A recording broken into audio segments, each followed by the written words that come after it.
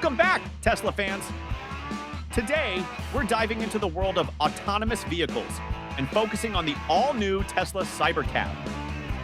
Elon Musk has once again shaken up the industry with a bold vision of steering wheel-free, pedal-free taxis that drive themselves. But will they ever see the light of day? Well, let's get into it. The Cybercab promises to be a revolutionary leap forward for transportation. No steering wheel, no pedals, no controls whatsoever. It's designed to drive 100% of the time on its own, making it perfect for the robo-taxi fleets Musk has envisioned. But before we start picturing a future full of cybercabs whizzing around, there are a few major challenges to overcome. The first big hurdle?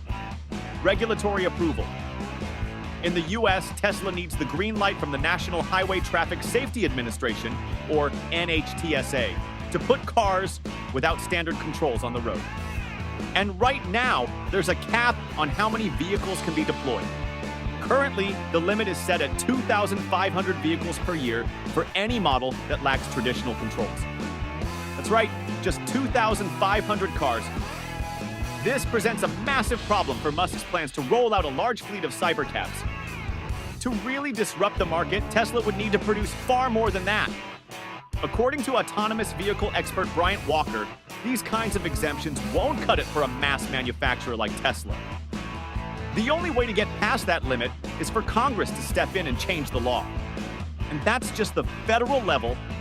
Tesla still has state regulations to deal with. For example, in California, Tesla doesn't even have the necessary permits to test or deploy driverless cars. And they'll need to submit tons of testing data before they can move forward. So, what does this mean for the Cybercab?